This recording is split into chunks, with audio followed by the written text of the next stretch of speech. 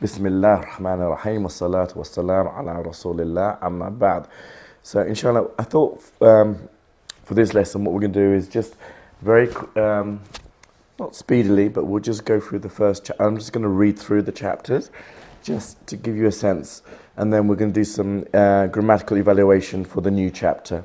So the first one is just going to be a recap, and for this what I really need you to do, inshallah, because we've already covered these chapters, is to just follow me, and so you get a bit of a sense of the words that we've already covered, and then we'll start to break it down, inshallah. So the first, so this is obviously Qasasu Anbiya, so the stories of the prophets, and this was the first chapter that we did in the very beginning. And it was Man Kasar al-Asnama, who broke the idols, and that's the question mark there, and Ba'i'ul Asnama. Ba'il Asnami, which is the seller of the idols. Al-Asnam being the idols. And then we did Qabla Ayamin Kathiratin Jiddan, which is so Qabla before, days, Ayam, Kathiratin many, so many days ago, before. Kathiratin Jiddan, very many. Kana fi qaryatin rajulun mashhurun jiddan. And kana, we remember, is to convert the jumla ismiya into a past sentence. And that's why the kana. So instead of it being rajul mashhurun jiddan, a very famous man, is fi qaryatin, it is was, because of the kana. So was in a city, yeah? Fi qaryatin, in a city. And then wakana ismu hadha rajuli azara. And so, which means the name of this man, of hadha rajul, this man, was kana azar. Wa kana azru yabi'ul asnama. And the azar would sell, yabi'ul, would sell, because of kana, not is selling, because it's past, kana, would sell, al-asnama, would sell idols. Wa kana fi hadhihi al-qaryati baytun kabirun jiddan. Okay, again a kana statement. Yeah, here you say fi hadhihi al-qaryatin, fi hadhihi al-qaryati, and remember this is the khabar coming first. Remember we talked about that, and the baytun kabirun is the ism of kana delayed. Yeah, because remember we learned that ism of so you got the mubtada and then the khabar. But remember the eloquence of the Arabic language, the classical Arabic, is that you can have the khabar coming first and the mubtada coming last. Right? And this is exemplified in the kana. We have fi hadhihi al-qaryati baytun kabirun jiddan. So you could say baytun kabirun jiddan fi hadhihi al-qaryati. Yeah, you could say it that way as well.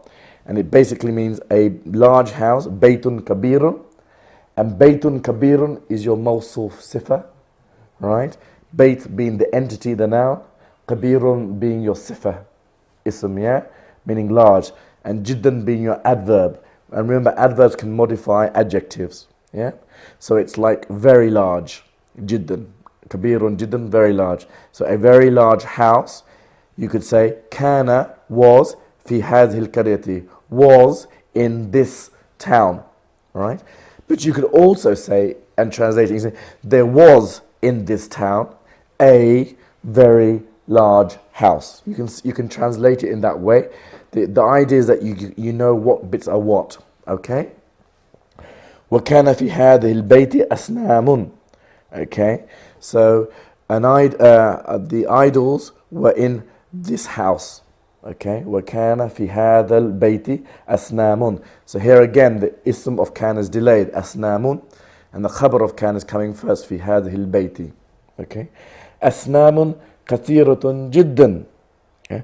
And it's describing the asnamun as كثيرة جدا, as very many. Okay. Very many. Here the كثيرة is not an adverb. Yeah. It's actually a sifa. Okay. أسنام كثيرة is a mawsuf sifa. Alright. In the so very many, and the jiddan there again, okay? So كان الناس يسجدون لهذه الأصنام. Again, kana statement. In here, the ism of kana is coming first. Okay? In the previous ones, not all of them, like وَكَانَ أَزْرُ Okay, you've got the ism coming first. وكان اسمه, you've got the kana coming first. في قرية, the khabar coming first. في هذه البيت قرية, khabar coming first. Here the khabar coming first, and back down here, and nas is in the ism of kana. So here, and then remember what we said is that the khabar doesn't have to be one word, it can be many words. So in the khabar of kana, you have a whole sentence. يَسْجُدُونَ لِهَذِهِ الْأَصْنَامِ. So they would prostrate to these idols is a full sentence. So a full sentence can occupy the space of the khabar of kana. So there you can see it. It can't occupy the ism, right? Because then you'll have a full sentence, ism and khabar, yeah? So, but the ism could be a single word or it could be a phrase.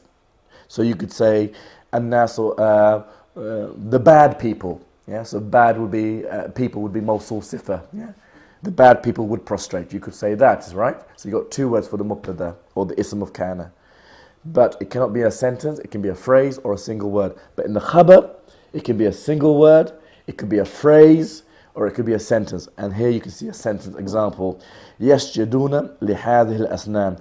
And the yasjuduna is the verb, right? And this is something that we've covered a little bit, but not in very much detail, is the different derivations of the verb, okay? And we touched upon it to say that in English, to prostrate is only one word, whether they prostrate, or he prostrates, or you prostrate, or I prostrate. The prostrate verb is the same in English, and you have to put I, you, we, and that. In Arabic, the personal pronoun, the I, you, we, is incorporated within the verb itself. So, if you want to say he prostrates, you say yasjudu. If you want to say they prostrate, you say yasjuduna. Okay? And that's the richness of the Arabic language, is that for two words in English, you can do it in one word here. But you have to realize that the wa in yasjuduna means they. So that's where you get that, okay? And why is it they? Because of an-nas, yeah?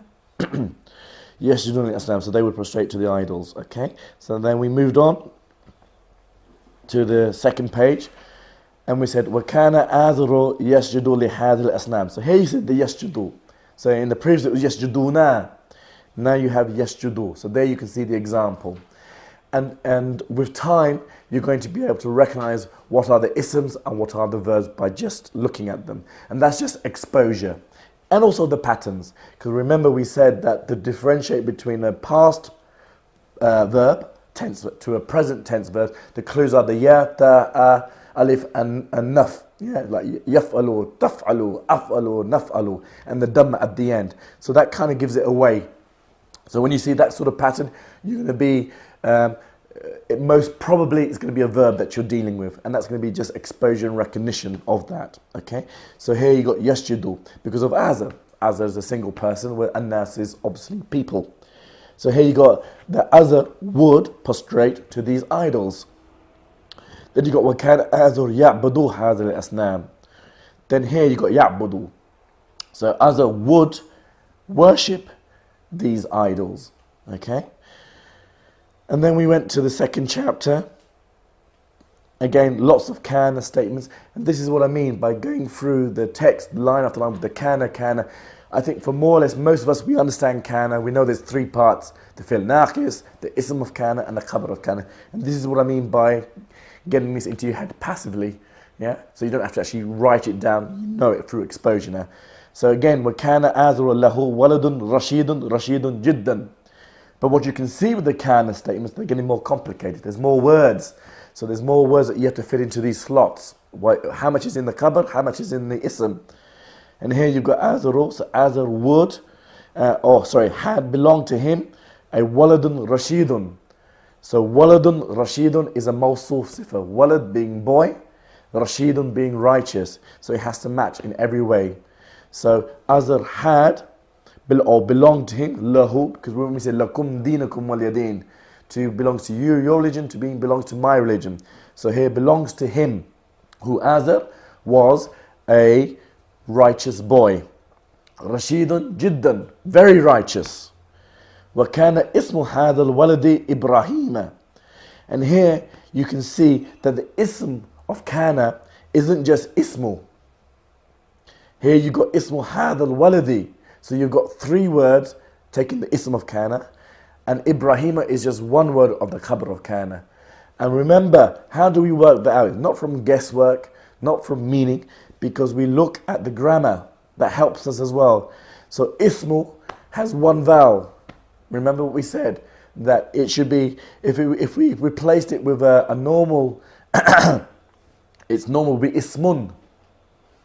And if you want to make it definite, it would be al-ismu. Okay?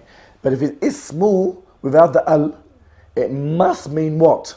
Can anyone remember? What does that give you the clue? That if there's a single vowel coming, tashkil, at the end of a noun, of an ism, what would it suggest to you? Most probably that you're dealing with what? Why is there one vowel? It's not Zaydun, it's not Ismun. Remember? Is it referring to one person? No. No. Why one? Why is it not Ismun? The brothers should know all this. We don't repeat. That's one example. So if it's from, so if it was Azar or Ibrahim, it would be Ibrahim, or like you say in the next one, Wakana Ibrahimu. It's not Ibrahimun.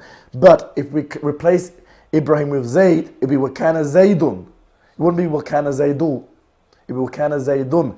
It's because Ibrahim is a foreign name, and we told it's change restricted. So that's one example. That's where you can see. But Ism is not a change restricted noun. Okay, so it should be Ismun. Why isn't it Ismun? And what's the other reason why it's Ismu? It has a relationship. It has a relationship with what? It has a relationship with the relationship is continued in that. Yes. Specifically what? In this example.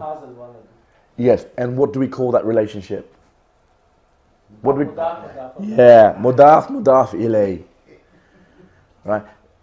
Always go to Zayd's book. Kitabu Zaydin.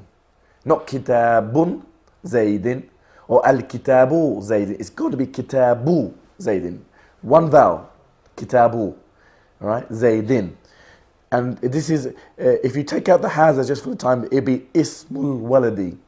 Name of the boy. The boy's name. Zayd's book. The book of Zayd. The name of the boy here, Ismul Waladi. The hadha, remember what we said, that this continues because the hadha is within that relationship. Because the phrase is hadha al-waladi, this boy. And we know the rule that hadha al-walad is that the demonstrator, is the musharun ilay relationship, yeah? A demonstrative pronoun is a hadha, yeah? And it connects with it by, with the definite article. That's why it's al-waladi, okay? So, you could have Ismul Waladin. You didn't have to have Ismul Waladi. You could say name of the boy could be Ismul Waladin. Don't have to have Al-Waladi. The Al is because of Hadha. Yeah? Hadha Al-Waladi means this boy. If you want to say this is the boy, I remember we did this last time, how would you then convert it to this is the boy? Or this is a boy. This is a boy. No. No. These brothers should know. They've done it. How would I say, this is Hadal Waladi, this means this boy. How would we say, this is a boy?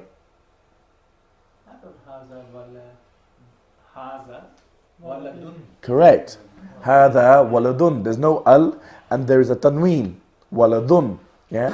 So the al brings the phrase relation from this boy to this is a boy. Hada waladun. If you want to say this is the boy, we also did this one. How would you do that? So we've got this boy, this is a boy, this is the boy. How would you say that? No. Hada is feminine. Hada is masculine. No. There's a al, but we've got the al.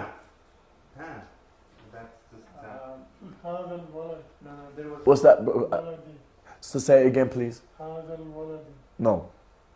That's the same here. What's the difference? Hadha al-walad is this boy. I'm saying this is the boy. No. Hadha al-waladu is the same as this boy. Yes, Ali. Brownie points for you. MashaAllah. You have your moments of brilliance. MashaAllah. And MashaAllah with Ali Bhai is, his moments of brilliance. And this is one. He's Ali Bhai. Did you read the notes for that? Okay. Not really. Oh.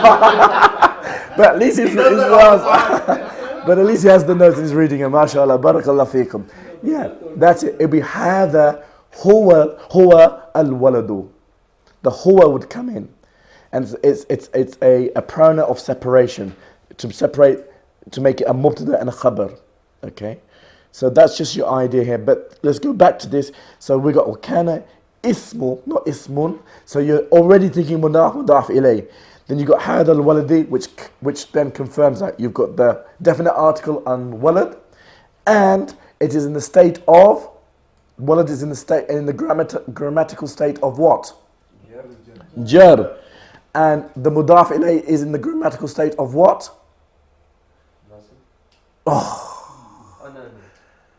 You just said the right answer and then it's al-waladi is in the state of jar.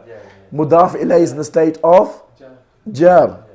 Which is why this is in the state of jar, because it's the mudaf ilay, yeah? The mudaf is ismu, right?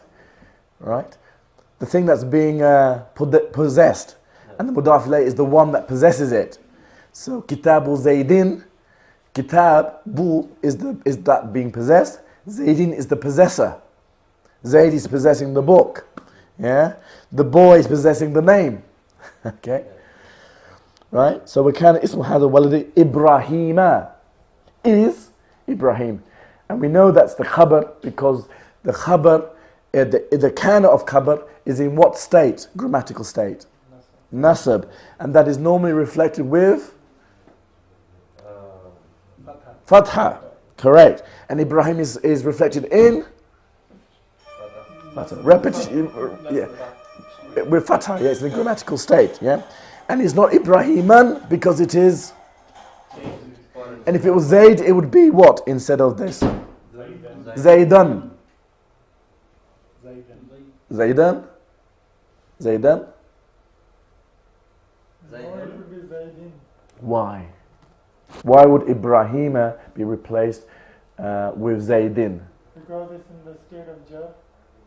Why is it in the state of jar?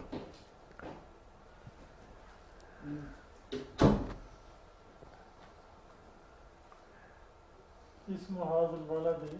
Yes. Waladi is in state of jar. Okay, we're going to walk through this one. Just me and Zubair. Nobody else. Let's work this one through because it, inshallah, will be beneficial. Don't talk, otherwise it will be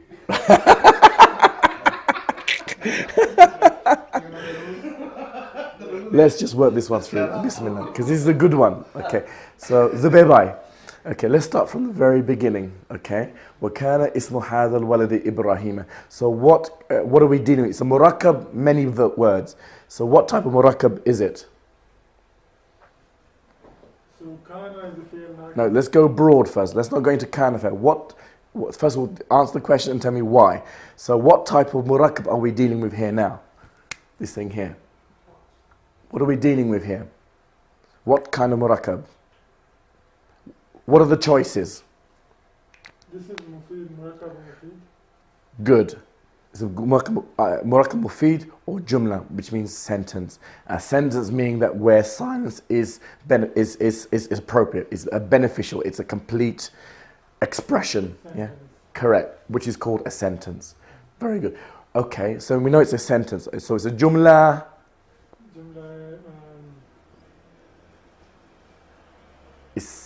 Jumla ismiya. Very good. So we know it's a jumla ismiya. Now we have to define what type. So now we're going to the kana. So now we know it's a jumla fi'liya. So how are we going to break this down then? So jumla, this is the fi'l naqis kana. Very good. Fi'l naqis. And then ism of kana is ism. Okay, so where does it go all the way up to? All the way up to walad. Very good. And then what is this then? This is khabar of kana. MashaAllah, barakallah feekum. And then the ism of kana is in a grammatical state of The ism of kana, all of this, which you said, is in what grammatical state? So ismu. No, the whole thing. Remember, I'm talking about the whole. I'm not talking about ismu. I'm talking about the whole box, because you said that this was all the ism of kana, right? So, what is the grammatical state of the ism of kana? Not the ismu, the ism of kana, which is what you said. What grammatical state is it in? Jar. No, grammatical state. Remember, grammatical state is rafa, nasab, or jar. These are grammatical states. Rafa, nasab, or jar. What is it in? This one is Rafa. Rafa. So all isms of kana are in the state of rafa. Very good. So that's great. What about the khabar of kana? What is the khabar of kana? Even if you don't even know, we just know the khabar of kana is always in the state of. Shh. You're next.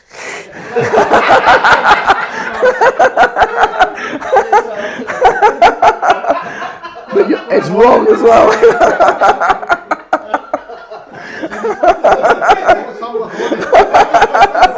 So he was like,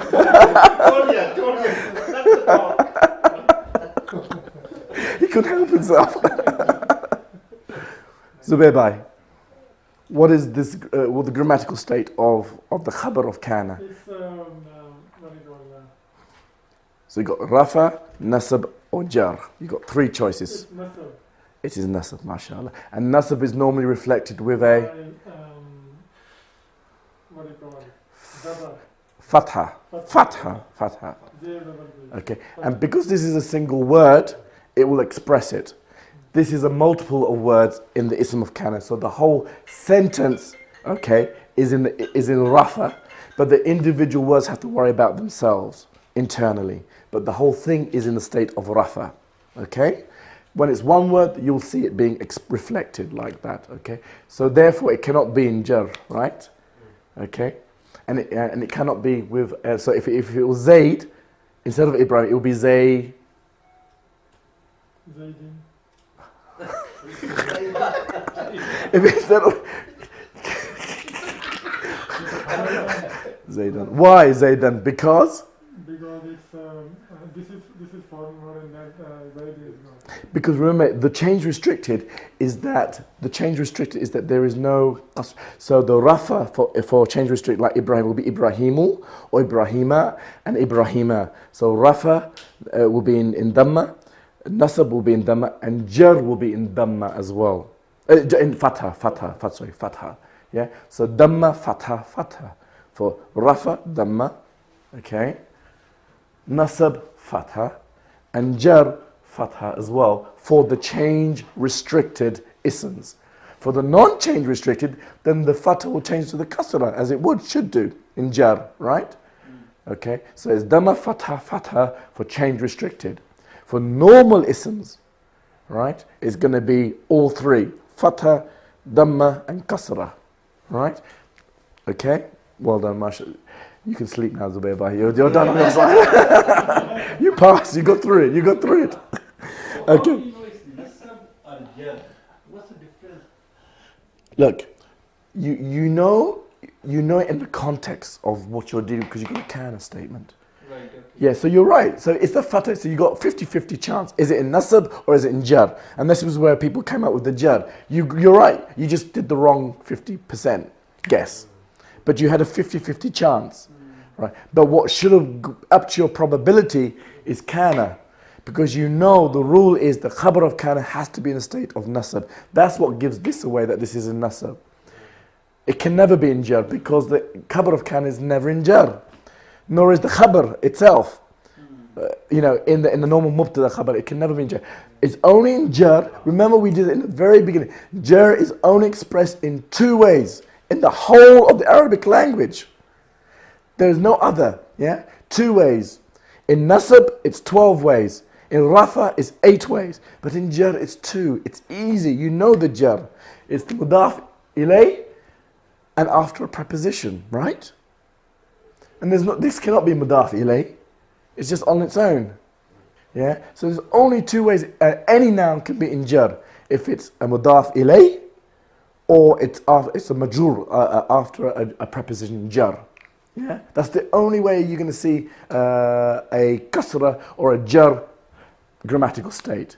The ones that you get a bit more difficulties in the nasab because you've got 12 possibilities. And for the rafa, you've got 8 possibilities, yeah? And there you're going to have to kind of like work it out through the grammatical context, yeah? Okay? But why is this important? Again, because in this sentence, the khabar could have come first. It could be, وَكَانَ إِبْرَاهِيمَ إِسْمُ هَذَا الْوَلَدِ, right? But then it changed. If you didn't know this rule, then you would say that the name is Ibrahim. You can mix it. You would know that is the Ibrahim the subject or is the boy the subject. Yeah, that's why it's important that you know what bit you're dealing with, because you can swap things around in Arabic, and that's when people get lost.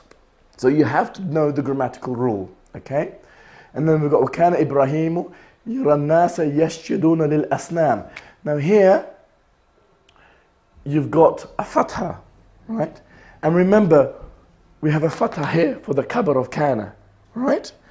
Now, is this fatha, right, which is in a state of nasab, due to this being the khabar of kana, or not? I want to ask...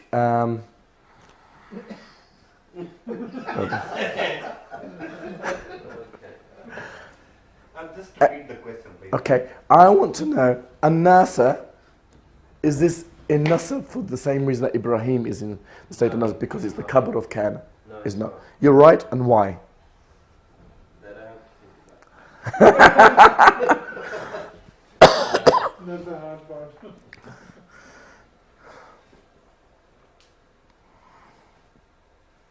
So what we do, and I'm going to help you along this, but we'll do it step by, like we did with Zubayr, yeah, is let's break it down. So what are we dealing with? Just as what type of? It's a murakkab of what sort is this? Mufid. Great, yeah, and specifically then, It's Qanas. yeah. So this is the fi'l naqis. Yeah. So what the box is? Ibrahim is the ism of Qana, Perfect. Well done, mashallah. and the rest is covered. Well done. Excellent. And then, so each one of these in the box, so only the khabar of kan needs to be, the words need to be in their own boxes. Yeah. So let's then do that. So how are we going to, so what is this khabar of kana is? What it's a murakkab? What would you call? It's a jumla failure. MashaAllah, barakallah feekum, you're absolutely right. And break it down for me then if it's jumla fi'liya. Yara is the fail, Correct? and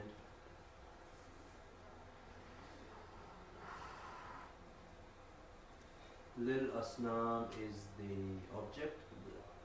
No, so remember, let's do it stepwise. So when we're jumla fi'liya, the principle is that you identify the fi'l and the fa'il, remember. And then, because they're the two minimum for a jumla fi'liya to exist. The others are extras, maf'ul bihi and muta'alliq, all that. So let's do, where's the fa'il? An-nas is the file. Right. Why? I just know that from the translation. Well, translate, and this is the precise example I'm talking about.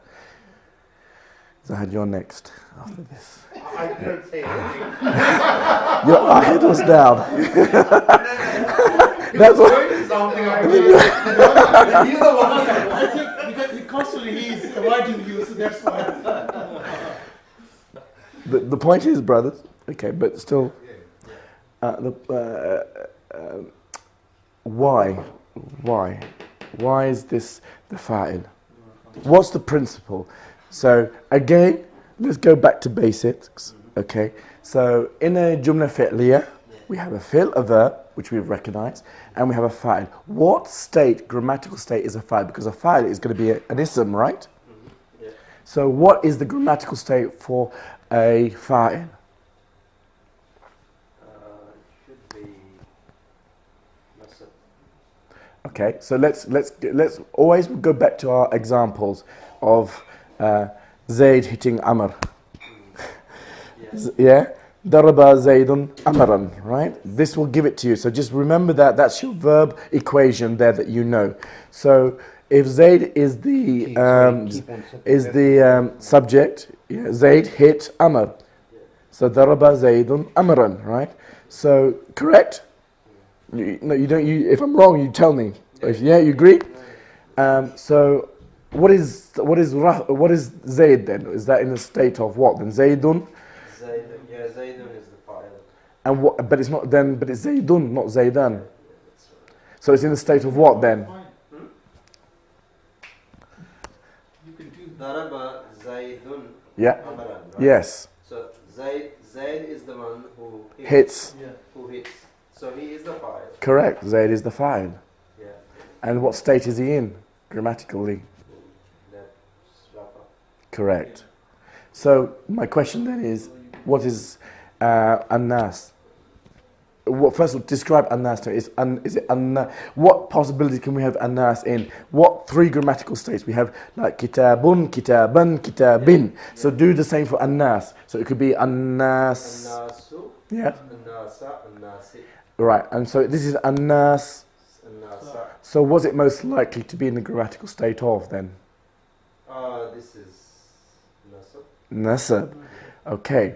Right. So can it be the fa'il? If it's in the state of nasab, like you just said. Yeah, no. It cannot. So you can rule that out. So the point I'm trying to make here is that Brother's made exactly the example saying that the meaning he looked at, but it confused because he didn't understand the grammatical rule. This is where the confusion arises. You need both together. The meaning alone is not going to bail you out when it gets complicated like this. So you're going to confuse and you might think that the Anas is the one that's looking, but actually it's not. Because it cannot be, because it's An-Nasa and not An-Nasu.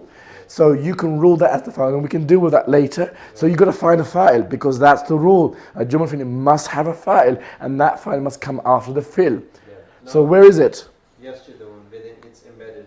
Huwa, within Yasjudun. A fa'il is a subject. It's an entity. Something does something. Yeah. So is yasjuduna an entity? Is it a thing, or is it a verb? They prostrated, that's what it means. So they is within Yasjudun. Yeah, but that's a separate verb. That's a separate sentence, then, isn't it? You can't have the subject being a sentence. Remember, we said the mubtada cannot be a sentence. The subject cannot be a sentence. Cannot be. That's another sentence. Yasjuduna. That's yasjudu is the verb, and this is the fa'il, the wa. So you haven't addressed this one. That's a separate thing going on there. Oh. Right. Yes. Yeah. Brothers got it. It's Ibrahim. Oh. The rule is the fa'il comes after the fi'l. It can never precede it. That's the rule. Okay, yeah. The basic rule is for a verbal sentence, is that the fa'il must come after. Or what am I asking? Still you, brother. Yeah. What am I asking? If it's not after, so where is it then?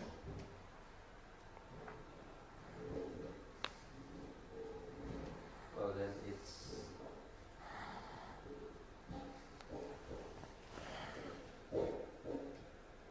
Because Lil Asnami can't be. Cannot be, no. Yeah. No. So, It's there. It's got to be. So remember what we said about verb conjugates. What did I say there? That two words replace one word. So what am I saying here then? So you have this, like the verb is the same in English. They hit, he hit, you hit, I hit, we hit. that's exactly what I was trying to say. Yeah. I didn't describe it right. Okay. But I thought Yasjudun includes that. No. That's the verb. That's not a he or a you or a we or an I. That's people prostrating. That's another sentence going on there. Can I just okay. The reason is confusing that you have to take that yara as a separate word. Yeah. Yes, you do a separate word. Yes. So the file in this Oh, that yeah, cannot yeah. apply. That's where you are confused. So sorry. Yeah, it's okay. It's okay. You're next.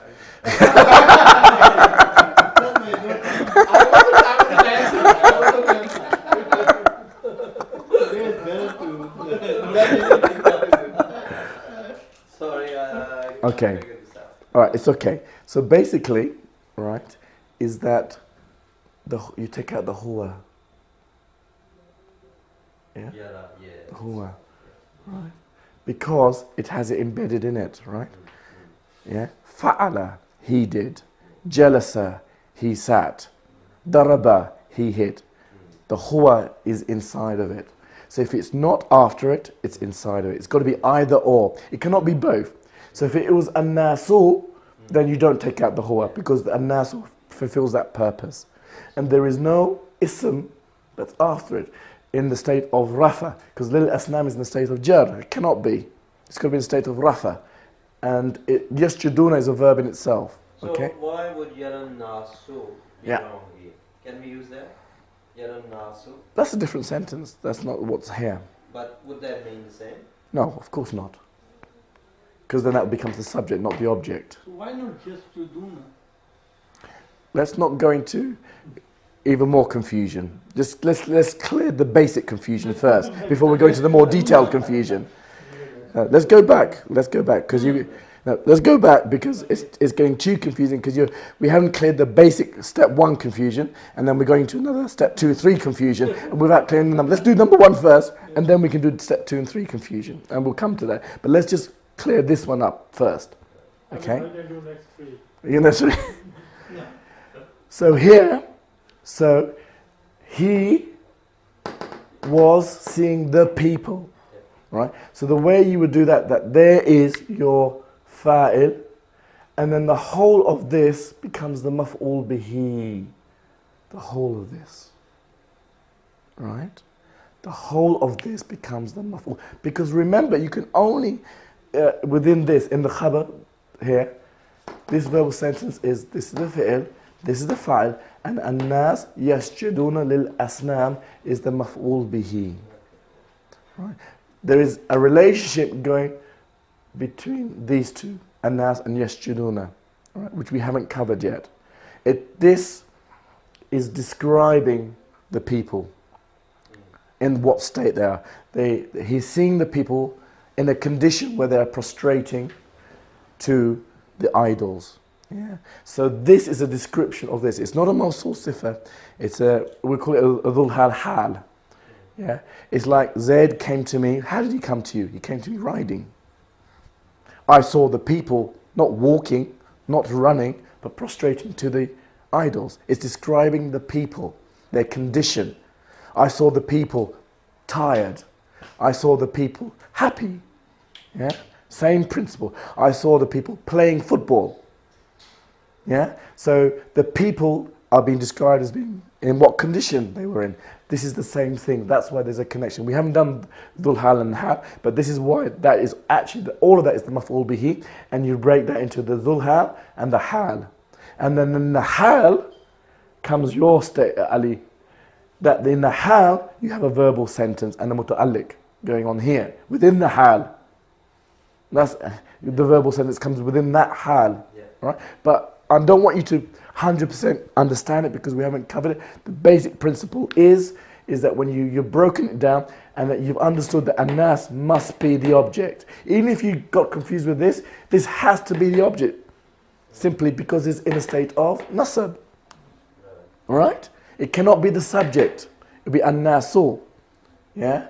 So if you were to translate it, you would test the meaning. Now, coming back to your answer, your question, well, why can't it be a nasu? What would it do then?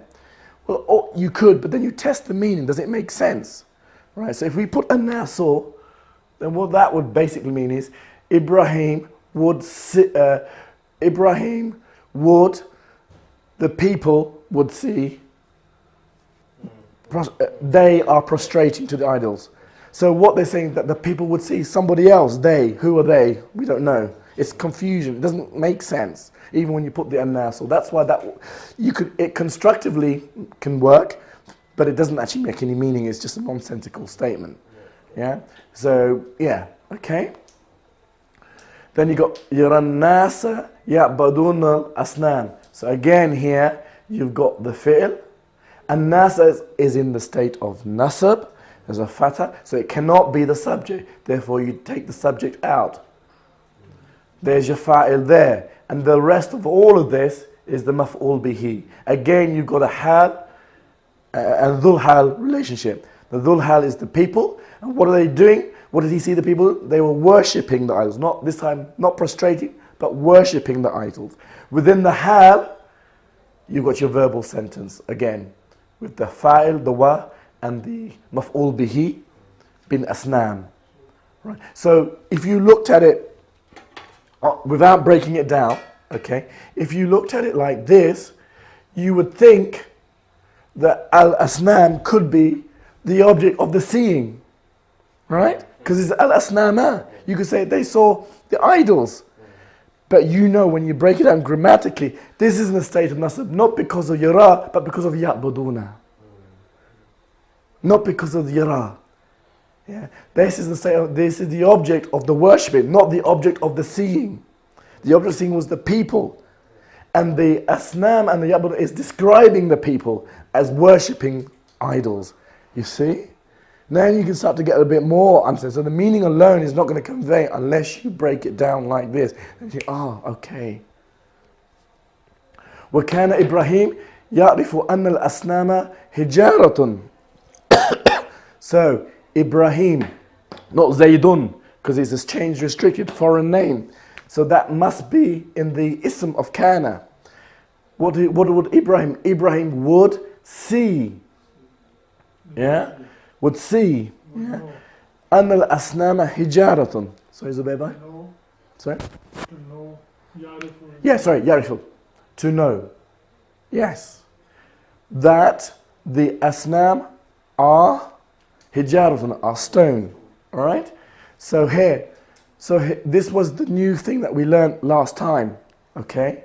Is that we have again the ism of kana, sorry, the kafil nakis, the ism of kana, alright? And then all of this must be the khabar of kana. Right? And then we said, okay, we have to then break down the khabar of kana because the fil nakis and ism is already broken down. So we know ya'rifu is a verb, to know. Right? So that must be our fi'l. Then we have to look for a fa'il. The fa'il has to be in a state of rafa. Is there any fa'il there that could do it? The only thing that you've got is hijaratun. Okay? But that's way down here. Okay? And it could be, but then you have to work it out. How you work it could be, because it's in a state of rafa. Possible, most likely. So we have to entertain that as a possibility. We have to entertain it. And then we have to then try to confirm it or rule it out. Okay? And you know how we would simply rule this one out? Very simply, you could do, this is feminine. This is not. It would be ta'rifu for feminine verb. So you know automatically it cannot be. It was a contender because it was in the state of rafa, had dhamma.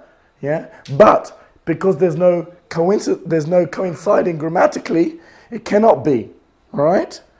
The other thing is the meaning itself. Hijaratun is stone. Stone is inanimate, non-living, has no akal. So it can't know things. So the meaning itself will tell you that this cannot be the fa'il. So the meaning will help as well. Stones don't think. So you can rule it out on a meaning as well. So meaning does help to help you work it out. Because it is a contender, it's in rafa. So it could confuse you. So the meaning will tell you, and the lack of gender equivalence will tell you that this cannot be a fa'il. So you can knock it out. It's rafa for another reason. Right? So therefore, asnama cannot be. It's in a state of nasab. It's called fatah. It will be asnamu. So that cannot be. The anna is not an ism. Right? Remember, it's a harf. So there's nothing actually after that could be the fa'il. So we take it out. Yeah? We've ruled out all the other words. Okay? So there's your fa'il. Okay? And then, remember we talked about verbs. They can be transitive or intransitive. Right? Aliba, you're next. So, what's the difference between transitive and intransitive? What do I mean by that?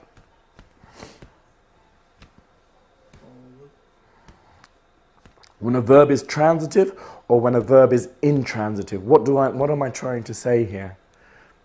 And remember, every question I ask is things that we've covered. It's not a new question. Don't you just love this on Friday evening? Alhamdulillah. Jazakallah khair. Jazakallah khair. You're off tonight.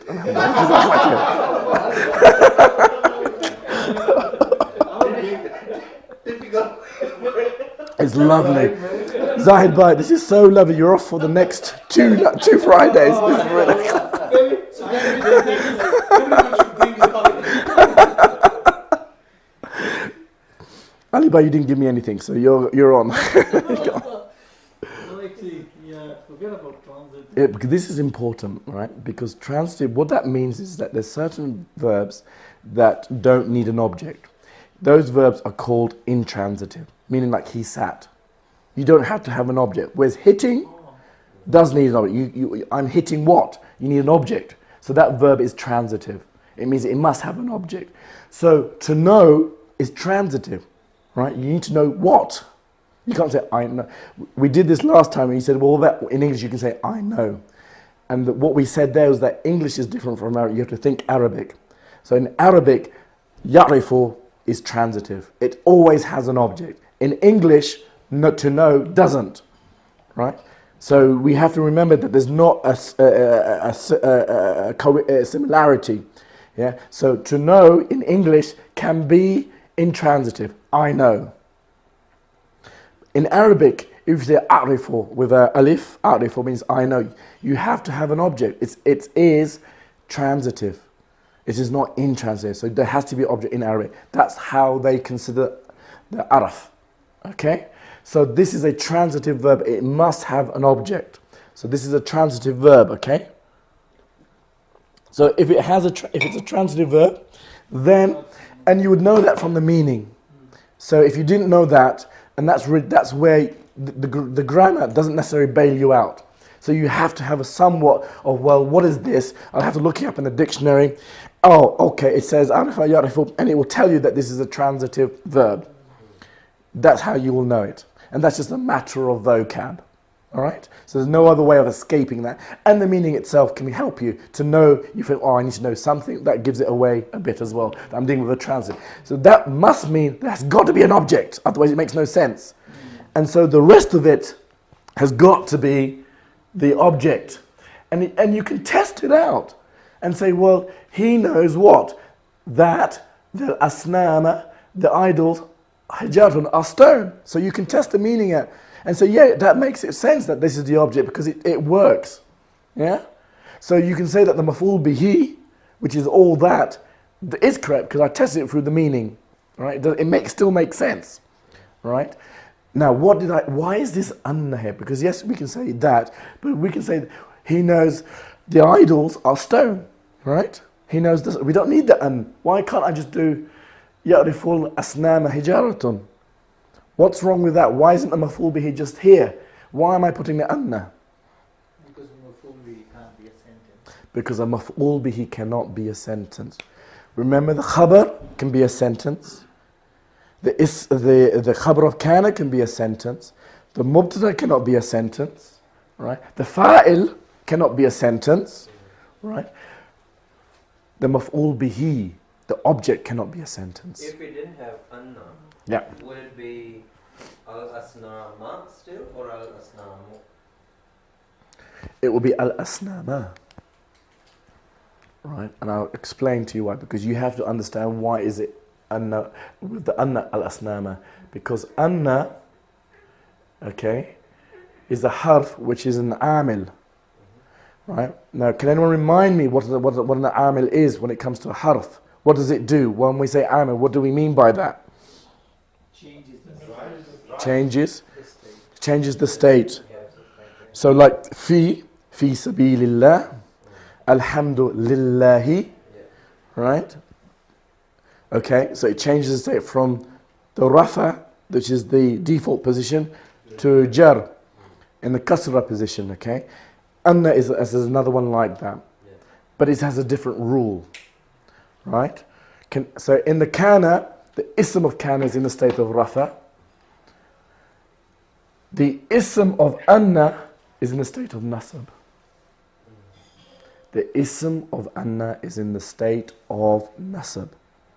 So whether that's out and that's directly maf'ul bihi, it will be in a state of nasab. And whether it's within the anna, it will still be in nasab because it's the same thing, it overlaps. Right? Because of the anna. Yeah. So it's because it's maf'ul bihi, that's why it's... No. Now we'll describe. So here, okay, so all of this is in the state of nasab. Anal asnama hijaratun. All of these words together is in a state of nasab. But individually, they're not. This is coincidental that this is in a state of nasab. It is not in a state of nasab because of it being the object. It's in a state of nasab because of anna. It's That's what I'm asking. coincidental. If we didn't have anna, would It still would be. It's coincidental. That's why it still would be. It's coincidental. All of this is in a state of nasab because it's the maf'ul bihi. This is the state of nasab because of anna. The ism of anna is in the state of anna.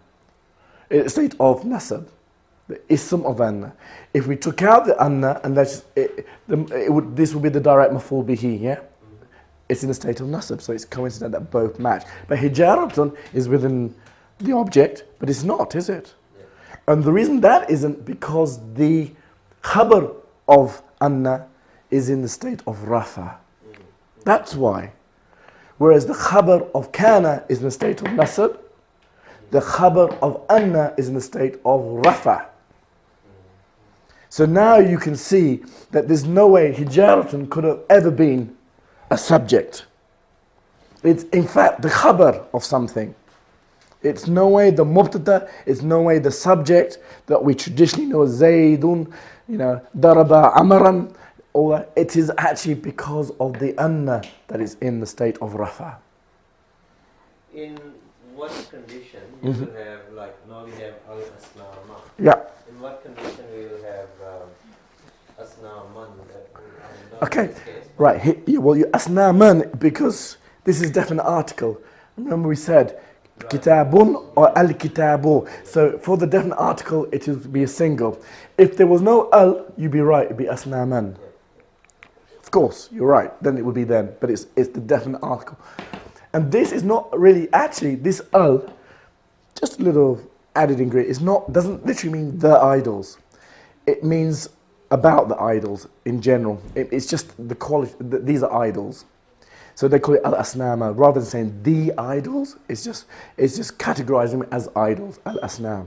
Okay? Or it could be because in the sentences above, talking about asnam, so maybe to clarifying it, so which asnam you're talking about? Yeah.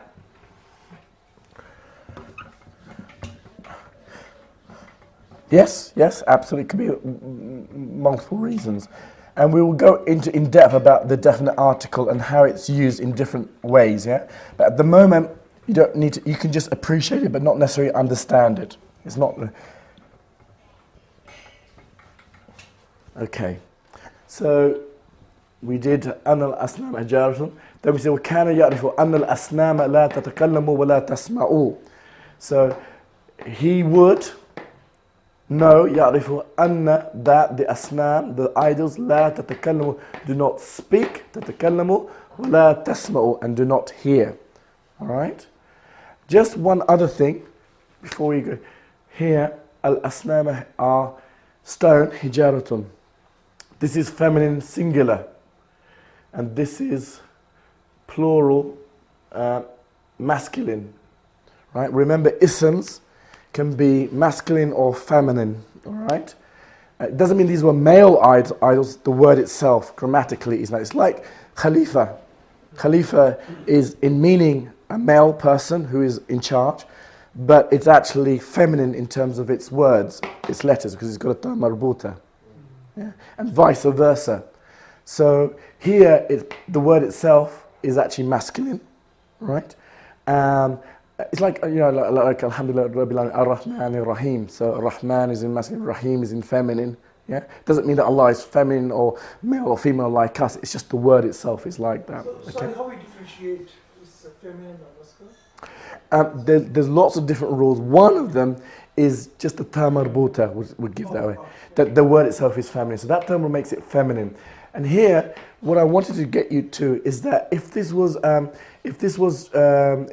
if this was not the idols, you would actually say you'll say hujara. Okay, it would be a different type because this is feminine singular, this is masculine, and it's plural because we said non-human plurals are treated as singular feminine, and that's why you see the tasma'u feminine on its own. She hears or she did not hear. She did not hear, but because it's dealing with the asnam, it's referring to the idols, so it is they do not hear. On its own, she does not hear, but they do not hear because it's singular feminine treating non-human plurals. Okay, so that's just so you don't get confused. Well, why is this in singular feminine? Who is this person? Who's this lady? It's not. It's the idols because they're treated as singular feminine. Okay, so that's why you say أن الأصنام لا تتكلم ولا تسمع. And then وكان يعرف أن الأصنام لا تضر ولا تنفع. So same thing again. They would not know that the idols لا تضر do not harm ولا تنفع and do not give benefit. وكان يرى أن الذباب يجلس على الأصنام فلا تدفع. So he would see that the dhubab, the flies, dhubab, yajlisu, okay, sits on the idols, so they do not defend. Dafa'u, defend or repel them. Okay. وَكَانَ يَرَى الْفَأْرَ, the mouse, يَأْكُلُ, eats ta'am al-asnam, eats the food of the asnam, the idols, فَلَا تَمْنَعُ, and they do not prevent them from doing that. Okay.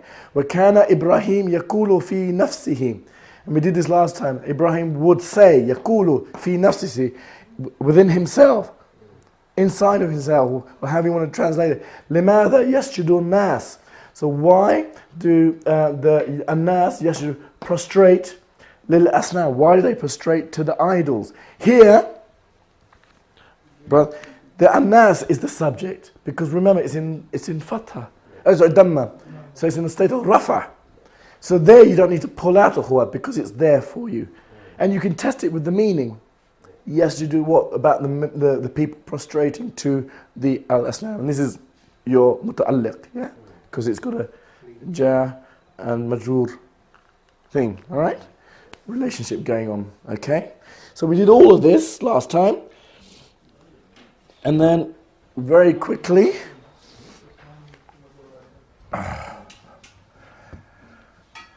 and then here we had وَكَانَ Ibrahim, so Ibrahim would يَسْأَلُ, ask, nafsahu, himself.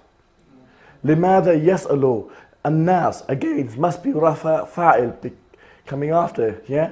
Why the people ask, yas'alu, the idols, I mean, you're asking for whatever, you know?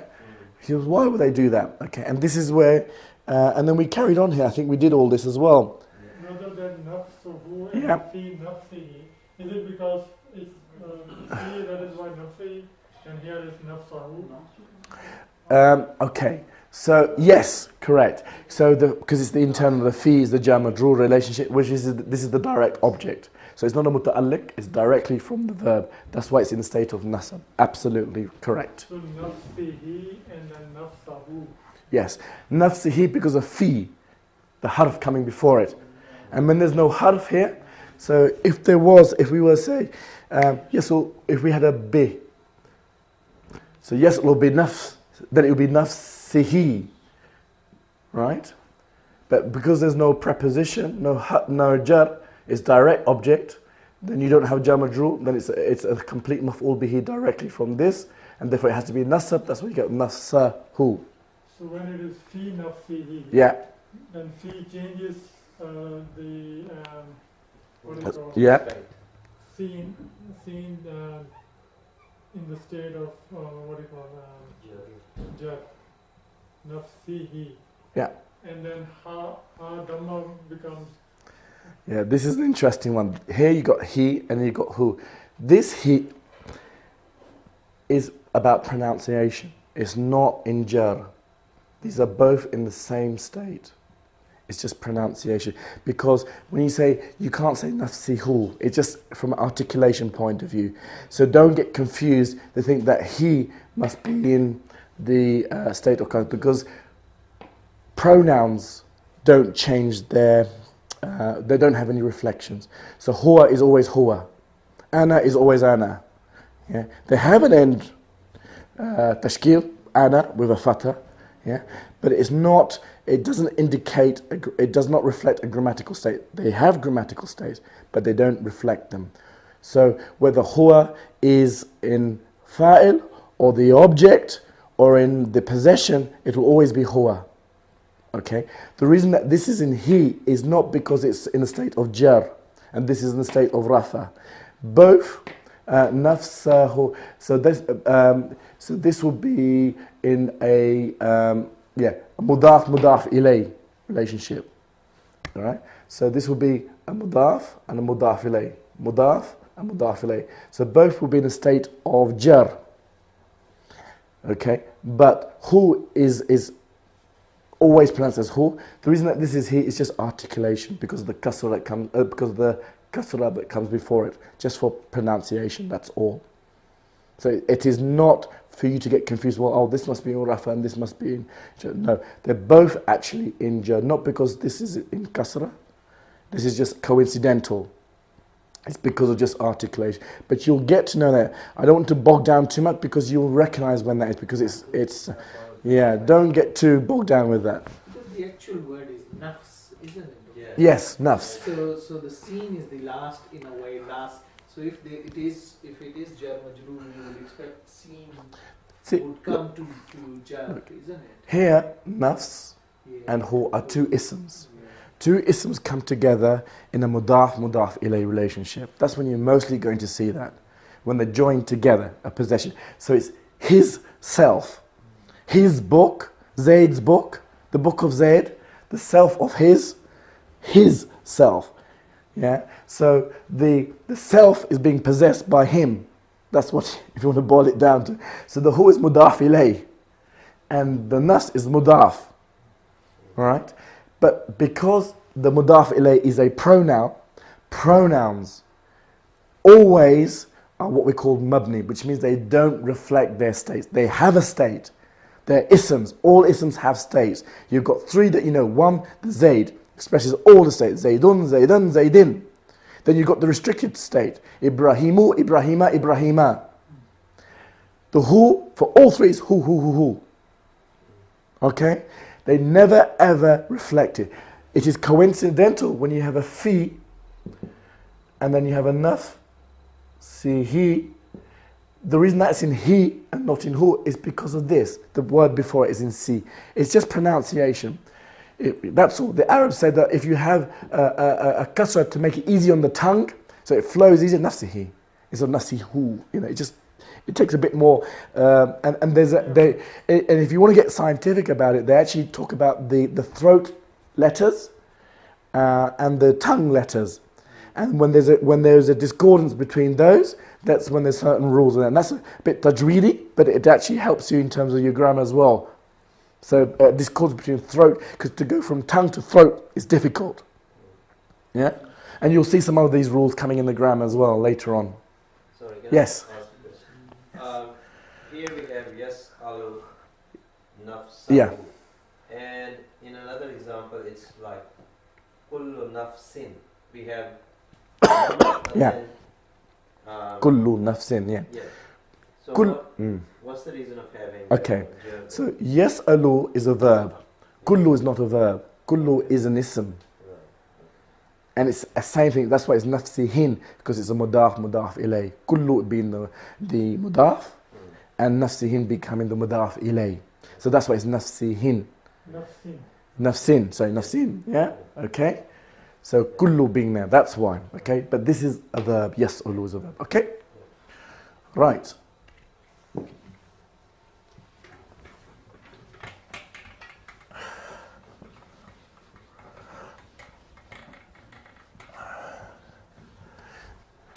Then we went through Nasihatu Ibrahim, so the Ibrahim's advice, or the advice of Ibrahim. Mudaf, mudaf ilay. Okay. Then we have وَكَانَ إِبْرَاهِيمُ يَقُولُ لِوَلَدِهِ. So Ibrahim would say to walidihi, to his father, Ya Abi, O my father, لِمَاذَا تَعْبُدُ هَذِهِ الْأَصْنَامِ. Why do you worship هذه الأصنام, these idols? Okay. وَيَا أَبِي لِمَاذَا تَسْجُدُ لِهَذِهِ الْأَصْنَامِ. Oh father, why do you prostrate to these idols? Okay. Ya Abi, لِمَاذَا تَسْأَلُ هَذِهِ الْأَصْنَامِ. Oh father, why do you ask these idols? And then we had the inna. So inna hadha al-asnama la tatakallamu wa la tasma'u. Here we came with the inna, right? So now remember we've done kana, right? Now you got an inna, all right? And we did the anna before, yeah? So this is now an inna, another rule for inna, okay? The inna, again, ism of inna and khabar of inna. But we swap it around. The ism of inna is in the state of nasab. The khabar, the ism of kana is in the state of rafa. But in inna, which modifies the ismiya, the ism is in the state of nasab. And the khabar is in the state of rafa, like the anna. So inna and anna are both sisters in that regard. Alright? What's the meaning of inna? Indeed. So indeed, okay. So this inna means that you have to find the nasab, yeah. And then what you see is that you go hadhi, and then you have to look at, because hadhi is usually connected, and you say, oh, this is connected because there's an al, so this must continue, and then you say, aha, this is fatah, so that must be the nasab. So then you'll say, aha, here's your ism of anna, which has to be the state of nasab, and then you got asnama. So that must mean this is the base. So indeed, these idols, la tatakallamu wa la tasmun. So the khabar of inna is a full sentence, which is okay, because we know khabars can be, right? Remember the rule, the khabars can be full sentences. So they do not talk, and they do not hear. And we say they and not she because it's al-asnam. Remember, non-plural, non-human plurals are treated singular feminine. So again, وَإِنَّ هَذِهِ الْأَصْنَامَ. And indeed, these idols, لَا تَضُرُّ وَلَا تَنْفَعُ, do not harm and do not benefit. وَلِأَيِّ شَيْءٍ تَدَعُ لَهَا الطَّعَامَ وَالشَّرَابَ. So for what thing? وَلِأَيِّ, so for which thing? The thing being shay, for li, ayi, which. So you've actually got two words. You've got the li and the ayi together. Li ayi. So you've got a jar majrur relation because ayi is which, and which is a pronoun. Which entity? And an entity is the noun, and pronouns are the abbreviations of it. So which is the ism. So you've got a harf and an ism. So that means it's a jar majrur relationship. So that's why it's ayi, not ayu, not ayya. Right? So it's expressing the state. So for which thing, shay'in, tada'u, that you put, laha, these food, ta'am, and washarab, and this drink, and these drinks. Here the al is not the food, it means food. That's why I told you about this is a definite article of jinsiyah, of category.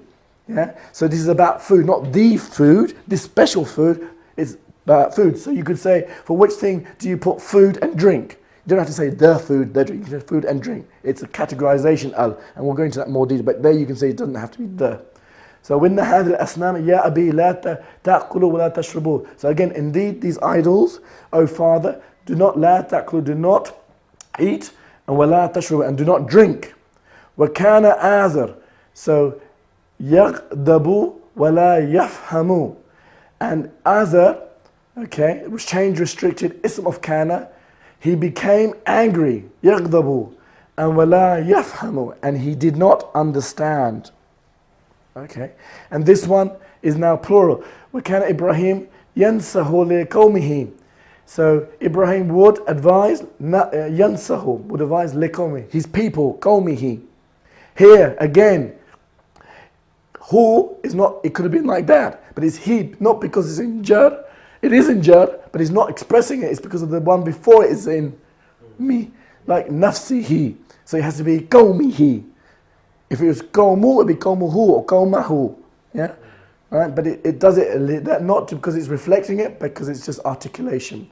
But he said, وَكَانَ النَّاسِ يَغْضَبُونَ وَلَا يَفْهَمُونَ. So you had يَغْضَبُوا and يَفْهَمُوا, and now you got يَغْضَبُونَ وَلَا يَفْهَمُوا. Okay? So here, وَكَانَ النَّاسِ. This cannot be the fa'il because it's before. Right? You can't say يَغْضَبُونَ أَوْ. So this is the fa'il. Right? This is the ism of kana. And all of this is the khabar of kana. And the khabar of kana, يَغْضَبُونَ, must have a fa'il. You can't go backwards and call that the fa'il. Cannot. The fa'il, it must come after it. And if there's no fa'il after, wa cannot be, la cannot be, and a verb cannot be a fa'il. So it has to be, you see the wa? That tells you. So they, so kanas would become angry. And they would not understand. All right? And the they is referring to the annas, of course, in meaning. So yes, in meaning the annas is the subject, but grammatically it's not. It's actually the ism of kana. And all this bit is the khabar of kana. Okay?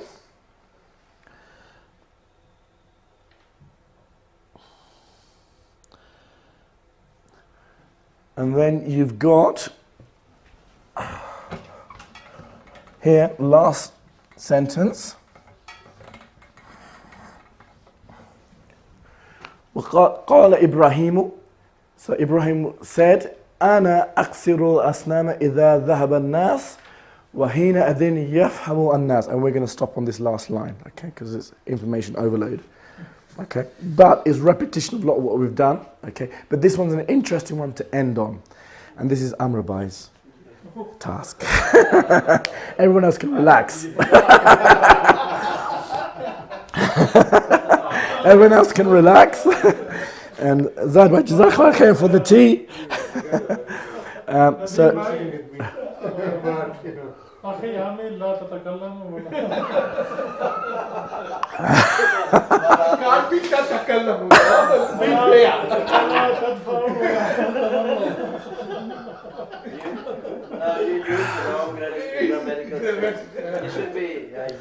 Ali Bhai, you can yawn.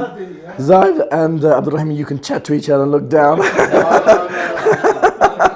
Zubayba, you can fall asleep. Amar Bhai, you're on. This is the one we're going to finish off with. This last sentence, and I want you to try and actually. There's all the principles are there that we've covered. There's some little bit different things there that we might get a bit of challenge on, but I'd like you to have a go at this. I want you to break down this whole sentence into the individual words, how we would do it from the principles we start. So let's go. It is jumla to start with. Yeah. Yeah. And it is jumla ismi. Correct. And why is it, sorry, before I say correct, what you have to give me the reason why it's jumla ismiyah.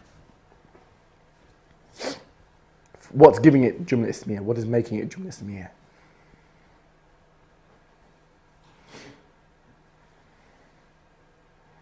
Starting with an ism. No, but it's not. It's starting with Kala. So why did you say Jumla Ismiyah? I wanted to say Jumla Fi'liya. Jumla Fi'liya, correct. Because of the Kala. Yeah, because of Kala. Okay, so it's Jumla Fi'liya. So how are we going to break this down? So then we have file and fail and file. So fail is Kala and immediately Ibrahimu. So that has to be the ism of file. Fa'il. So that's fa'il. Yeah, that's what we say. Fa'il. Correct. Fa'il is the doer, the one who does the action. So Ibrahim is doing the action of speaking. So yeah, and then what does it? Just has to be maf'ul bihi. Yeah. Now. Ana aksirul asnama idha dhahaba an-nasu. Up to that point, it has to be. But Ana means why? Because we have a. Let the brother Alma work it out this time, inshallah. Because it is the object of Ibrahim, isn't it? Kala Ibrahim, because we have file, we have fail, we have file, the rest has to be maf'ul bihi. Well, actually, I would disagree with you. I would say this is a new sentence. No, I'm talking about up to now. Yes, That's correct, what I said. correct, Yes, correct. So you would say this is all what? maf'ul bihi. Maf'ul bihi. And I would say you're right, but what we use the expression, remember, any sharp pen, this one is open to everyone, any sharp pencils around here that would disagree that this can be maf'ul bihi. Anyone that's sharp on this. And it's something that we've covered. I guess the only thing Yes. that it can be against maf'ul Yeah. bihi is that it's a complete sentence. You're off the hook next week, inshallah. Well done. That is true. If you remember, the rule is the maf'ul bihi cannot be a complete sentence. This is a complete sentence. But that's why I was going to say it, because there is anna. That's what was making me to say that this is. No, there's not anna. This is ana, which is a pronoun. Yeah. So you're right. This is a full sentence. Okay. So what's going on here? Well, the point is istiqala. This is a word of saying. So we actually change to maqula. Because when we say something, we can say lots of things. We can say sentences upon sentences upon sentences. So this is an exception to the rule for the fact that it's a qala, to say something. So these are the quotations. Yeah. So it's not necessarily an object. When you don't say to an object. You say a statement. And that statement can be sentences or phrases. Yeah. So strictly speaking, even though it's a verb, yeah, and yes, it will express it as a nasab, but we won't say maf'ul bihi because you don't speak to objects. You don't say, I'm going to speak about this and this was what happened, and it's not an object in that sense. So we say it's a maqula, is a statement. And that statement can therefore be in sentences. Yes, the maqula is in nasab, but it's about sentences. Yeah? It's a statement. So that's the difference. That's why we would excuse it from the ruling of having to have an anna and all that, because it has to be condensed down to a fact. It's a maqula, right? And that the qala does that. And there's things like that would, when you're stating something, then you would have a maqula in that regard, all right? And it makes sense because it's not an object that you're talking about. You're talking about statements, all right? So Is this something in the grammar that maf'ula stands for? Like any maqula is the one that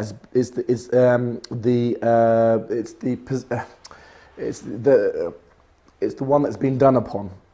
Yeah. So you can have for example. So you can have darib, the hitter, and then madrib, the one who's been hit upon. Same for maqula, that is what's been done upon it. Yeah? So ghayrul maghdubi alayhim, maghdubi, that the one has been angered upon. Yeah? So it's one that's been done to. Yeah?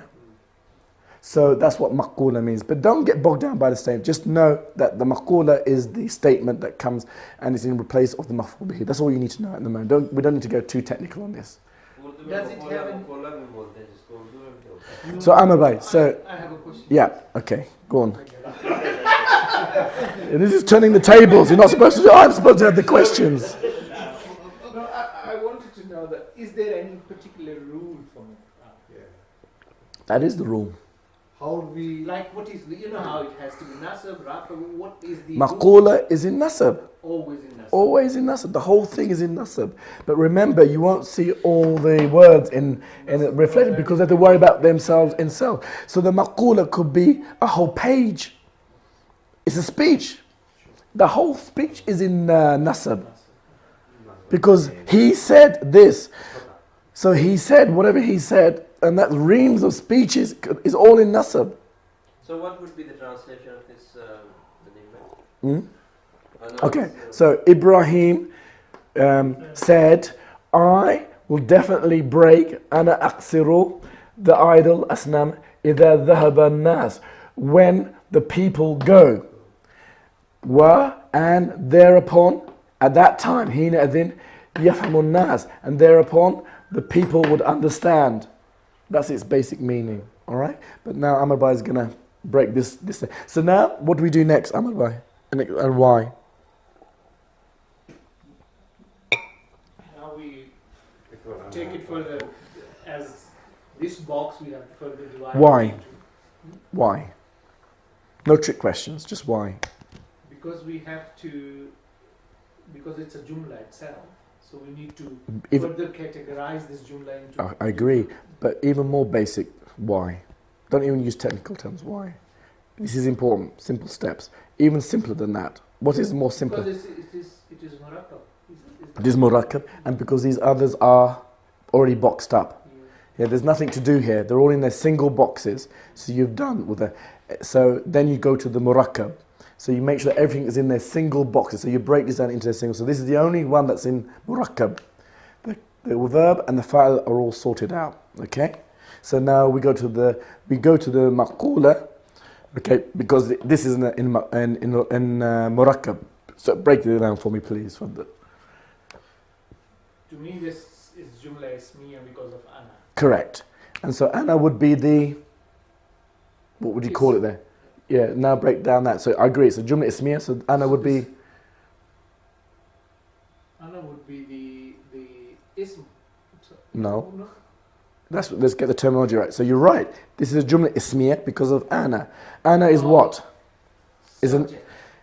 which is in Arabic called? No. Jumla ismiya breaks down into what? Oh, mubtada. Right. And a mubtada so happens to be has to be Rafa. an ism that is in a grammatical state of rafa. Right? So ana is the mubtada. Why? Because it is an ism that is in the grammatical state of rafa. It is not reflecting it, remember? And the reason that it's not reflecting it because it's a pronoun. And all pronouns, like we said, don't reflect their state. But it is in a state of rafa. It's not anu. There's no such word as anu. It's always ana, whatever grammatical state. So this is the mubtada. So what is the next? All khabar. And the rest is all khabar. Right, good. So now the mubtada is in a separate box. So we've done that. So we got the next murakkab, which is going to be Jumla fi'liya. which is going to be the khabar. And the khabar is in what? Jumla fi'liya. Because, Aksara, it starts with aksir. which is a verb. Aksiru. So you'll know that is with recognition because you know where we said af, taf, yaf, and naf. So your guess is that probably this is a verb. It's got a and then it's got a dhamma at the end. So that would suggest that this is a present tense. I'm breaking. Or I break. Yeah? Or I'm breaking, yeah. Yes. Mubtada is also, like, I still confused with Mubtada and Rafa. Mubtada is the breakage of the sentence, yeah? So what we're saying is, like, the tree is beautiful. So we're introducing the tree, which is the mubtada. What are we saying about the tree? Is the khabar, like a newspaper, is information. What we're saying about the tree, that is beautiful. That is the mubtada, the tree. The tree is always, the mubtada is always in the state of rafa. Right? So shajaratu, yeah, would be in tu, not ta, because it has to be in the state of rafa. And that's reflected normally with a dhamma, a pesh. Right? That's how you break it down. So the big thing is the jumla. Once you divide the jumla is in the ismiya, it can be either mubtada or khabar, or ism of kana, or khabar of kana, or it could be ism of inna, or khabar of inna. These are all jumla ismiyas in a different sense. Okay? Here is a verbal sentence. Yeah? So a verbal jumla fi'liya has to be a fi'l and a fa'il, and possibly a maf'ul bihi, and now you know possibly a maqula if it's a qala verb. Right? One question. Now, What would be the difference if the meaning is I break or I will break? How will that change? okay. So there's two ways. So the brother asks is, what is the meaning? So I look like the tables have turned here. I'm still coming back to you. I know. The difference is, one, context, and two, that there are certain harfs. So sa. So if you say sa aksiru, then that will give us a future tense. Sa aksiru. And then you got sawfa aksiru. So they got near and distance future. Okay, so there's ways that you can do in the Arabic to make it more clear about the future, or the context itself will tell you that it means I will. In this context, it is future. Why? Because the context is when. إِذَا ذَهَبَ النَّاسِ. When the people go, I will definitely break the idols. So that's how you would automatically translate it into future, because the context allows for it. But in terms of words, it won't be different. Like I break, Yeah, I will break. yeah. Only addition would be if you wanted to put it is the sir or sulfur. But you don't need it unless you want to make it explicitly clear. If the context allows for it, then you don't have to. It can mean both. It can mean present tense or future tense. Okay? So yaf'alu, he's doing, or yaf'alu, he will be doing. It could mean that. They will break. Yeah. So, is there any change? Yes. Actually? Yes. So it'll be, instead of it'll be ya, ya, and then it'll be una, yaksiruna. Yeah? So that's the format. Remember we did yaf'alu, yaf'aluna, taf'alu, taf'aluna, af'alu, naf'alu. Yeah? So that's the pattern. Yeah? So Amr Bhai, coming back to you, you had your deflectors try their best, but I was given off till next week or something. we're all waiting. We're all hungry, so waiting for you to complete this. It has a file in it. Why? Why? No trick questions. No, because al-asnama is in Nasa. Correct. So you can't say, so al-snam then keep going on. Can idha be it? No. No, because it's not a, And it's a ishara, is it? it's an adverb. All right.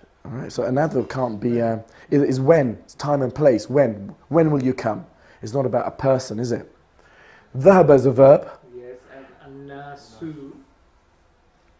Why can't that be? Remember that same argument we had? Yeah, It's in because Rafa. No, No, Give but I thought because zahaba is another word. So you doesn't can- matter. But what I'm saying is that an-nasu could be actually Is the subject of zahaba. It could be all that. Which one are you going to choose? Could be. You're right. But it could be that one too. Remember, you can mix things around in Arabic. You don't have to have that rule. Dhahaba could have its own file, ahwa. You could. It's possible. So how are you going to rule out which verb? You say it's nearness. Okay, possibly. But there's no rule to say whichever is the nearest must be the file. It just says the file must come after it. There's no other rule other than that. You know? But you know, it's possible that you're right. Maybe this is a separate internal box. But my question is, how will you differentiate it? The meaning would also help, That's the what I was context. going to say. But how would you can also differentiate grammatically without even knowing the meaning of any of those words. You'll be able to know that cannot be the fa'il, even though it's in a state of rafa. Why? Grammatically alone, no words, meanings, nothing. You can just tell straight off with a split second. No way, Jose. Why? It's in state of rafa, so how comes it can't be the fa'il? Because of ana before that. No. Ana and anna, so there is No, no. Because aksaru is actually has a ana in it. Yes. And why is that? So why can't anas be connected with it? You're getting warmer. You're not quite there. Ana Anna. has does the same principle apply? No. That's what I'm. It's basically what it means. It's even more easier and basic than that. And this is what we need to get. You're going too deep and you're going off into a wrong area. It just think simply. It's a simple question to a simple answer. So simple. And when I tell you, you think, oh, you're going to do that. You I won't do that. All right, let me do this then, to give you a clue.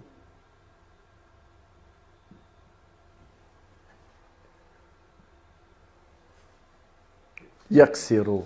What's the difference between yaksiru and aksiru? I And she, not she, he. he. Taksiru will be she. Yaksiru. So if it's I, can anas be I? Can I abbreviate to anas? They can abbreviate to people, Yeah. but can I abbreviate to people? No. That's So why. we have to know the meaning.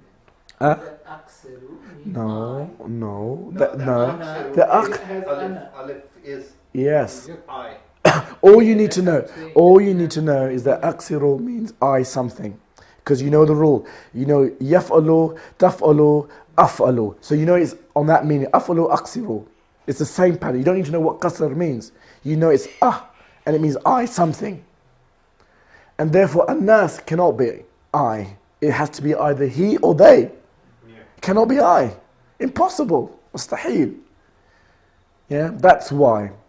Okay, so that's why it cannot be. It's in Rafa, and you're right. Therefore, it has to be Rafa for this. But you've ruled it out why it can't be that, and you have to do that. So so aksiru means therefore there is no fa'il contender. So you have to then take out the ana.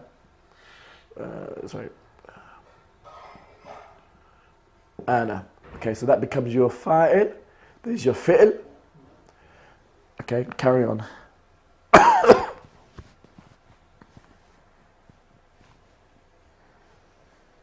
Then that should be maf'ul bihi. Because but Where? From where? From where? And we've covered the material, but it's there. Anyone who's done their homework, who reads this 10 hours every day, will get it. Of the material we've covered on the videos. Then you... And I expect at least 9 hours from Amar Rai. I think Because we've covered the material, we've actually covered it. So file, and then maf'ul bihi. That's Yeah, so breaking needs an object. It's a transitive verb. So you're right. So it has to have a maf'ul bihi. You're right there. So my question is, where is it? You're right. It's a transitive verb. So you're absolutely right. You got there. It cannot be intransitive, so it ends there. Nama Yes. is actually maf'ul bihi. Yes. Okay. So okay, I'll carry on moving. So I'll carry that al-asnam. Do I carry on or do I stop? Stop. Why? Because the rest is a condition. Very good. Very good. You're saved from next week. Moments of brilliance. Moments of brilliance. Moments for brilliance. That's right. This, إِذَا ذَهَبَ النَّاسِ, is an adverbial sentence that's modifying the verb and this statement. Because it's about when. This is about when. Right? So you've actually got a maf'ul bihi, okay? And here you've got a maf'ul fihi. And maf'ul fihi is an adverb of time and place. It's about when. That's why it's in fatha. Yeah? Because not fatha because it's maf'ul bihi, it's fatha because it's an adverb. Right? And so you've got a, so here, let's break it down. So you've got a ana, so the khabar, the maqula of qala is broken down into mubtada and khabar. The khabar is broken down into a fi'l, a fa'il, a maf'ul bihi, which is just the asnama. And إِذَا ذَهَبَ النَّاسِ is a maf'ul fihi, not maf'ul bihi, which is an adverb of time and place. And why? Because of the إِذَا gives it away, because إِذَا is about when. Right? And so here, so you've broken that down, now you have to break this down. So do you know how to do this? And we covered this in the very first chapter. Can you remember how we'd break it down? إِذَا ذَهَبَ النَّاسِ, this adverbial sentence. How are we going to break that down? It's 5 minutes into the recording of the video of lesson number 5. Just, you remember that? And you know why I say that? I'll say, No, we did touch we did touch it, and this is, I'll jog your memory. This is it. This is it. Here, let me just go down. See. Here. This one. Qabla ayam. Qabla meaning before. And before is an adverb of before time. And you got qabla ayamin. There's a connection. This whole thing is an adverbial sentence that's coming right at the beginning of this kind of statement, right? Which is coming after this. This is an adverb qabla ayamin. many days before. Right? What happened? There was a famous man. So a very famous man was in a town. Right? How? When? Many days ago. Many days ago. Long time ago. Because I thought that ayam and kasiratin Yeah. is mawsuf sifa. Ayam kathiratin is mawsul sifa.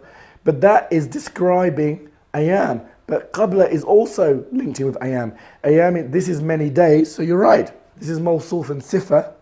Many days. But you could also have qabla ayam, which means days ago. Not many days ago, but just days ago. So take this one out. You can still do it. Days ago. Days ago, very many, there was. You can still do it that way. So that's irrelevant. That is a mawsul. But how is these two connected? Qabla ayan. Because this is an adverb. It's not qablu, qabli, it's qabla. So this is a maf'ul fi. Again, time and place. And it connects. These are both isms. One is an ism of adverb. This is ism of noun. Mudaf, mudaf ilay. We touched that. It's a mudaf, mudaf ilay relationship. Alright? So, going back very quickly, and then we're going to finish so that everyone can breathe again. Coming back to this.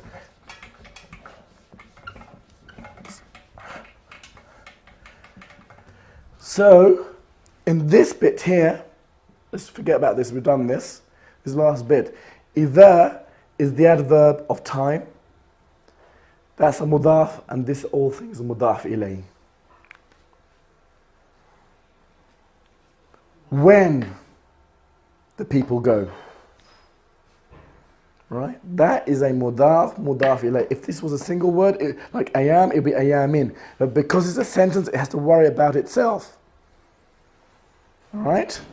And then you go in here, and within the mudaf ilay, you have a full sentence, and you're allowed to have a full sentence in the mudaf ilay. You're not allowed to have it in a majur after a preposition. You're not allowed to have it in a maf'ul bihi as an object, but you're allowed to have it in a mudaf ilay. And this is one example of it. Yeah? So, dhahab al-nas, the people, because that is the fa'il for this. Now it makes sense. And then within that context, it cannot be that. Impossible now. This now makes sense. When the people go. Right? When. And an-nas, dhahab al-nas is still in the grammatical state of what? No. Jar. Why? Zahid. Dhahab al-nas. Why is it in the state of jar? Alhamdulillah, it's a long weekend. You can really rest, inshallah. That's why you've got 3 days to recover. Why is it in the state of jar? Why is dhahab al-nas in the state of jar? Because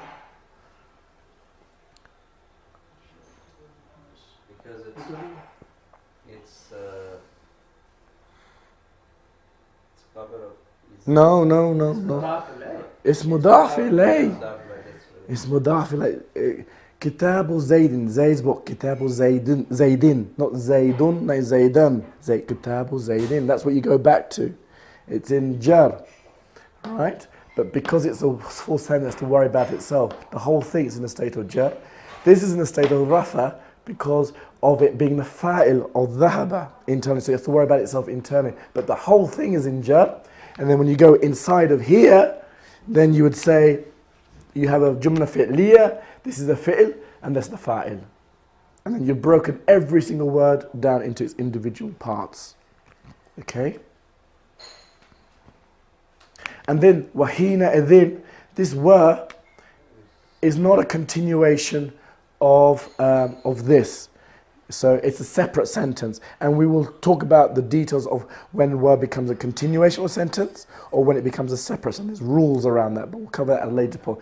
And thereupon, yafhamun nas. So the people will understand. Now, one last thing just to leave you on this, and that's it, because no sharp pencil has understood why did I say present tense when the people go. Shouldn't it be when the people had gone? Because dhahaba is in past or present? Present. No. Why? Sorry, no. It says past. This whole thing is a past. No, I'm asking about dhahaba.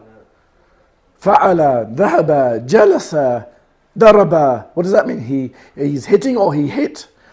He's sitting or he sat? It's madi or mudare. It's, what is it? What is that pattern? Dhahaba, jalasa, daraba, kataba. He wrote or he's writing. It's past, it's madi. Yeah? So if that's the case, if I didn't have this, it would be the people went. Not the people who will go, are going or will go. It's the people went. The idha makes it when the people go, not when the people went. Because idha has two properties. It converts the past tense verb into present tense meaning. So, yeah. Yes. So why is it an-nasu which is in state of rafa is in a jar? Why is it in a state of rafa and not in a state of jar? Like an-nasu is got dhamma on it. Yes. Why is it in jar then? It is not in jar. The whole sentence is in jar. That doesn't mean that every word is in jar. It's the whole sentence that's in jar. But the individual words are in their separate grammatical state, what's internally happening. The whole sentence is jar, but not the individual words. So you are saying is zahab an-nasu is instead of jar? No, dhahab an-nas, because it's mudaf ilay. Mudaf ilay is always in the state of jar. The mudaf ilay is two words together. These two words together in whole are in the state of jar, because it's mudaf ilay. But each of these words internally are in their own separate grammatical states. So it's like here, like we said, أنا أكسر. So the maqula is أنا أكسر الأصنام إذا ذهب الناس. The whole thing is in a state of nasab in the whole sentence. But individually, the ana is in rafa. Individually, the asnam is in nasab. Individually, the idha is in nasab. Individually, the anas is in rafa, because it has to worry about itself internally as to what's affecting it in the internal construction, which is why you do the box method. So otherwise you'll get confused and see so many dhammas, you think they must be all the subjects for the whole thing. It's not. It's not with Ibrahim. The anas and Ibrahim are not saying anything. Is it ana is instead of nasab instead of rafa? No. Ana is in a state of rafa. Ana aksirul asnam idha dhahaba nas is in a state of nasab. The whole thing is in a state of nasab. You can't then say that means that every word is in a state of nasab. No, the whole sentence itself is in a state of nasab. That's why we're doing the box method, to say that this is in a state of nasab. Then we break it down and say in that state of nasab we have a mubtada and a khabar. The mubtada and khabar are in a state of rafa. So this is rafa and this is rafa. Then we go internally and say we've got a jumla fi'liya, therefore there must be a subject. Here there is no subject for this, we take the ana, okay, which becomes in a state of rafa, which is the fa'il, the fi'l, and this must be the maf'ul bihi, which is in a state of nasab. And then you have the maf'ul fihi, all of that is in a state of nasab. Then you break that down, that must be idha. So that's the adverb of time, that's in nasab. Dhahaba is a verb, and this is the fa'il, which is in the rafa. This is the whole point of doing the box method, is that you're able to break down individual why they are in what they are. I think the mixing stuff is because the whole lot was whatever the state, and then inside the different states. Yes, And correct. that's the logical state you have to Correct. figure out. Correct. Rata. Yes. No rata at all. No rata at all. Correct. No, Abdul Rahim, that's nicely concise. That's the better way to say it, is exactly that. The whole thing's in a state, but each word has to worry about itself internally within their own box. And that's why we do the box method. The box method allows you to do that. If you didn't have the box method, you've got so many dhammas here. You've got aksiru, you've got annasu and ibrahimu. Which one is the subject? Which one is what? You're confused. You can work out a lot of it through meaning, but not all of it, as we've seen today, that the meaning alone still doesn't help us. You have to have the grammar to understand it. And part of the grammar method is the box method that we're doing. There's another method that we'll introduce later on, which will make it complete, where it gets you to the point where then you can translate and understand without the vowels. That's to come. There's two methods. I'm just giving you one method. With that second method, then you're away. Any Arabic without the vowels, with those two methods, you're going to blitz it because you'll have understood the two together, inshallah. This is the first method that we're working out, how the words connect to each other. And that's why we keep doing the box method. And what will happen, you'll get an epiphany. You're like, acha. It will happen. It happened to me on the 1000th time. I got my epiphany. You're on only 10 or 20, so it doesn't matter. Yeah. So don't feel gosh. You know, it took me 1,000 times to get to this point. Yeah. So don't feel dispirited by it. Yeah. You're only 20 there. Just So, but you'll keep doing, and then acha will happen. And then سبحانك اللهم وبحمدك أشهد أن لا إله إلا أنت وأستغفرك وأتوب إليك